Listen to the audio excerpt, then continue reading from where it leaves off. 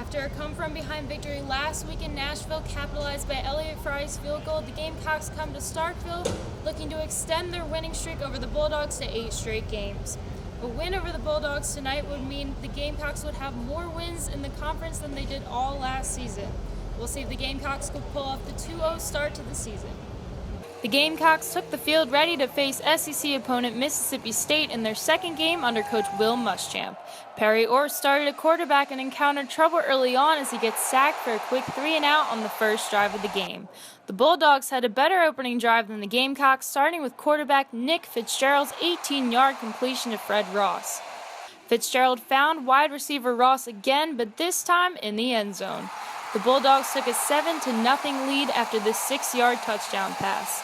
The Bulldog fans' cowbells were ringing loud and clear as the Gamecocks looked to answer back on their next drive. But they ended up with the same 3-and-out result as their first drive as Orth is sacked by the Bulldogs' A.J. Jefferson.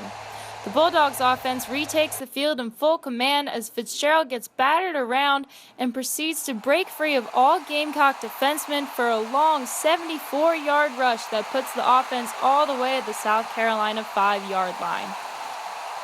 Fitzgerald didn't find the same success in the red zone on this drive, though, and couldn't complete the pass to Ross. Looking to get things started, Orth finds Casey Crosby for a first down. They'd have good enough field position for Elliott Fry to come in for the field goal attempt. He didn't have the same success as he did against Vanderbilt and missed the 55-yard attempt short. Brandon Bryant caught the ball, but he was behind the back of the end zone and the referees whistled the play dead.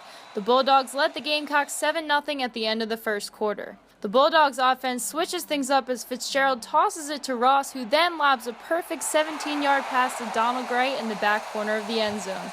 The Gamecocks trail 14-0. It's 1st and 10 for the Gamecocks on their own 34 as Orth tries to locate an open target and instead throws an interception to Jamal Peters. The Bulldogs didn't capitalize on that interception, but on their next drive, Brandon Holloway contributed to what would end up being great field position with this 9-yard rush. Fitzgerald had 2 quick completions to Gabe Miles, including this 9-yard pass that put the Bulldogs on the South Carolina 3-yard line, resulting in a touchdown the next play. With that touchdown and a field goal added on later in the quarter, the first half ended with the Bulldogs ahead 24-0.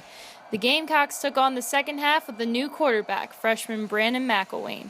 He gets things going as he finds a wide-open Terry Guger for an 11-yard completion to get the first down.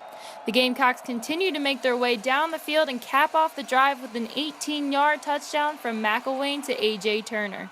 That drive would end the third quarter with the Gamecocks still having a 17-point deficit to overcome. The Gamecocks tried their best to make things happen after the Bulldogs started off the fourth quarter with a field goal to make the score 27-7. McElwain overshoots Guger with this pass in an attempt to get down the field. They didn't find success on that drive, but made up for it on the next one with the hot start on the first play as McElwain guns down Brian Edwards for a first down. The drive was capped off as McElwain connects with Casey Crosby in the end zone for a touchdown. It was nice to see the offense get things going, but unfortunately, it was too late in the game for their efforts to make a real impact. The Gamecocks fell to the Bulldogs by a final score of 27-14. They now hold a 1-1 overall and SEC record. The Gamecocks have a lot of questions they need to find the answers to this week in practice. 2 of the biggest questions are who's going to start at quarterback and who's going to start tackling on defense. They return home to Williams-Brice Stadium to face the East Carolina Pirates next week. For Capital City Sports, I'm Lauren Schwartz.